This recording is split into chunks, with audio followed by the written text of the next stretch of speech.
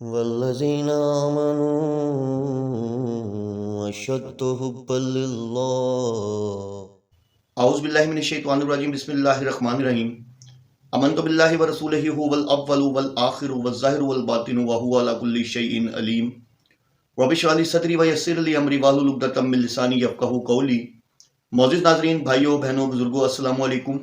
سلسلہ قرآن ترجمہ تفسیر کے حوالے سے ہم نے اپنی پچھلی ویڈیو میں سورہ بقرہ کی آیت 10 تک کا ترجمہ اور تفسیر پڑھا تھا۔ اب ہم اس سے آگے شروع کرتے ہیں۔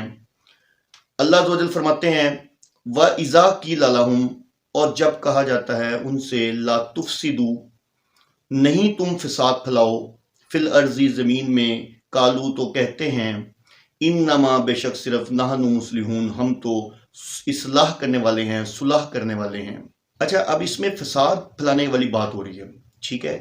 اس سے مراد کیا ہے؟ اس سے مراد یہ ہے کہ دیکھو، جب تم نے اللہ کے رسول صلی اللہ علیہ وسلم کو رسول مان لیا، ٹھیک ہے، اور اسلام کو تم نے قبول کر لیا، ٹھیک ہے، تو پھر تمہیں کیا کرنا چاہیے؟ تمہیں ان کی پیروی کرنی چاہیے۔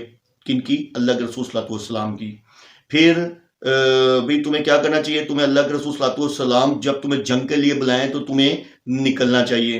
پھر اللہ کے رسول صلی اللہ علیہ وسلم جب تم سے کوئی تقاضا کریں تو تمہیں ان کے سامنے اپنا مال پیش کرنا چاہیے، کیونکہ ہم نے پچھلی آیت میں پڑھا تھا نا کہ وہ کیا کہتے تھے، وہ یہی کہتے تھے، وہ دھوکہ دے رہے تھے۔ لیکن ہم نے بات کی تھی کہ یہ غیر شعوری نفاق والی بات ہے، یہ وہ انہی کی بات ہو رہی ہے کہ جن کو، یعنی کہ جس میں اللہ تعالیٰ نے لاسٹ آیت میں اللہ عز و جل نے فرمایا تھا کہ یعنی کہ یہ وہ شعور نہیں رکھتے، یعنی کہ جو دھوکہ دے رہے ہیں، ٹھیک ہے نا۔ تو یہ غیر شعوری نفاق کی یہاں بات ہو رہی ہے کہ بھائی تم لوگ فساد تو نہ پھیلاؤ نا۔ جب تم لوگوں سے کہا جاتا ہے کہ یہ کام کرو یہ کام کرو، جب اللہ کے رسول صلی اللہ علیہ وسلم تمہیں اس کام کے لیے کہتے ہیں کہ بھئی نکلو جنگ کے لیے، جب تمہیں کہتے ہیں کہ بھئی کوئی تقاضا کرتے ہیں تو تم بلکہ مال پیش کرو اپنا، ٹھیک ہے، تم پیروی کا حکم دیتے، تم پیروی نہیں کرتے، ٹھیک ہے، تو تم صرف جماعتی فساد پھیلا رہے ہو۔ تو یہاں اس بات کا ذکر ہو، آگے جو ہے کہ قالوا انما نحن مسلمون، تو وہ اس میں سے آگے سے جواب کیا دیتے تھے؟ وہ اس میں سے آگے سے جواب یہ دیتے، ہمیں اس بات کی سمجھ نہیں آتی کہ تم لوگ کیوں لڑنا چاہتے ہو، تم کیوں ٹکرانا چاہتے ہو مکہ والوں کے ساتھ، ٹھیک ہے۔ جب بات پیار سے حل ہو سکتی ہے، تم پیار سے دعوت دو، جس نے لینی ہوگی دعوت قبول کرنی ہوگی کر لے گا، جس نے نہیں کرنی ہوگی وہ انکار کر دے گا۔ اس سے کیا فرق پڑتا ہے کہ ہم اسلام کے لیے کہ ہم یعنی کہ ہم اپنی جانوں کی قربانیاں دیں، اپنے مالوں کی قربانیاں دیں اور سارا کچھ کریں، تو اس کا مطلب ہے کہ ہم یعنی کہ پریشانی میں آ جائیں، معاملات ہمارے یعنی کہ خراب ہو جائیں اور ہم ان سے ٹکرا جائیں اور لڑائی جھگڑا ہو جائے۔ تو بہتر یہ ہے کہ ہم تو اصلاح، مطلب ہم صلح کی طرف، ہم اصلاح کی طرف یعنی کہ چل رہے ہیں۔ ہم تو چاہتے ہیں کہ ہمارا معاملہ ان کے ساتھ بگڑے نہ، اور ہم اصلاحی انداز میں، پیار کے انداز میں عام لوگ دعوت دیں۔ ہم تو یہ کہتے ہیں کہ تم لوگ ایسے کرو۔ لاسٹ آیت میں اللہ نے کیا فرمایا؟ لاسٹ آیت میں اللہ تعالیٰ نے فرمایا نا کہ یہ لوگ نہیں جانتے کہ یہ لوگ کیا کر رہے ہیں، کس کو دھوکہ دے رہے ہیں۔ یہ انہی لوگوں کی بات ہو رہی ہے، انہی منافقین کی ٹائپ بات ہو رہی ہے، انہی منافقین کی اسی ٹائپ کی بات ہو رہی ہے جس کی لاسٹ آیت میں ہم نے جس کو پڑھا تھا، ٹھیک ہے نا۔ تو وہ اپنی پھر آگے جسٹیفیکیشن یہ دیتے ہیں کہ بھئی لڑائی جھگڑا کوئی حل نہیں ہے، ٹھیک ہے نا۔ ہاں، پیار سے دعوت دو، پیار سے ان کو قائل کرو، کوئی مانے گا نہیں مانے گا تو اس کو رہنے دو، ضروری تم نے اس کو فورس کرنا ہے؟ اور کیوں ہم اپنی جانوں کی قربانیاں دیں اور سب کچھ کریں؟ بھائی جو مانتا ہے مانے، نہیں مانے گا۔ تو یہ وہ معاملہ تھا جس کی وجہ سے اللہ تعالیٰ نے کہا کہ بھئی یہ لوگ نا فساد پھیلا رہے ہیں۔ تو وہ آگے سے جواب دیتے ہیں کہ ہم تو اصلاح کر رہے ہیں، یعنی کہ ہم تو صلح کرنے والے ہیں، ہم لڑائی کی طرف کیوں جائیں؟ تو یہ اس آیت کا متن یہ تھا۔ آگے اللہ تعالیٰ فرما رہے ہیں الا، خبردار، انہم بے شک وہی ہم المفسدون، وہی فساد برپا کرنے والے ہیں، ولکن لا یشعرون، اور لیکن نہیں وہ سب شعور رکھتے۔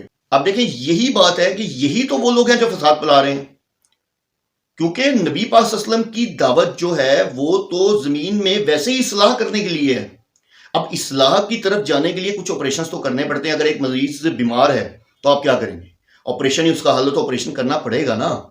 اب آپ کہیں کہ جی نہیں آپریشن کے بغیر وہ صحیح ہو جائے، آپریشن کے بغیر اگر صحیح ہونا ہوتا تو ایک پیشنٹ جو ہوتا ہے آپریشن کے بغیر صحیح ہو جاتا ہے، تو وہ آپریشن کے بغیر ٹھیک نہیں ہوتا، تو پھر اس کے لیے کیا کرنا پڑتا ہے؟ آپریشن کرنا پڑتا ہے۔ تو اللہ تعالیٰ یہی فرما رہے ہیں کہ تم جو آپریشن کے رستے میں رکاوٹ بنتے ہو، در حقیقت تم لوگ فساد پھیلا رہے ہو، کیونکہ دوغلا پالیسی ہو گئی نا کہ بھائی ہم یہ نہیں کریں گے تو ہم یہ نہیں کریں گے۔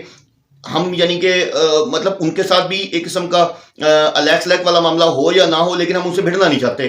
یعنی کہ ان کے اندر، میں نے جیسے آپ کو کل بتایا تھا کہ کردار کی کمزوری، جو ان کے اندر قوت ارادی کی کمزوری تھی، جو ڈرتے تھے بھئی، یعنی کہ اگر آپ نے اللہ کے رسول صلی اللہ علیہ وسلم کی پیروی کر لی ہے، آپ نے اسلام کو ایز اے دین چن لیا ہے، اور آپ نے یعنی کہ اب نبی پاک صلی اللہ علیہ وسلم کے کہنے پہ چلنا، تو پھر منو، چلو اللہ اور اس کے رسول کا کہنا مانو. تو اگر نہیں ماننا تو پھر نہ مانو، سیدھا سیدھا. یہ کیا بات ہوئی کہ آپ نہیں، ہم تو اصلاح کر رہے ہیں، نہیں ہم تو یہ نہیں. تو اللہ تعالیٰ انہی کے بارے میں فرما رہے ہیں. اور یہی وہ ابھی لاسٹ والی کیٹیگری یہ وہی آ رہی ہے جو ہم نے پڑھی تھی کہ یہ غیر شعوری نفاق ہے، جنہیں یہ وہ والے منافق ہیں جن کو یعنی کہ پتہ ہی نہیں تھا. اللہ تعالیٰ فرما رہے ہیں ان کو شعور ہی نہیں ہے کہ یہ جو ہے منافقت کر رہے ہیں. تو معزز ناظرین، آج ہم نے سورہ بقرہ کی آیت 11 اور 12 کا ترجمہ اور تفصیل پڑھا. انشاءاللہ عز و جل اپنی اگلی ویڈیو میں ہم اس سے آگے پڑھیں گے، اور تب تک کے لیے اجازت دیجیے. اللہ عز و جل آپ سب کو دین میں استقامت دے. وآخر دعوانا الحمدللہ رب العالمین.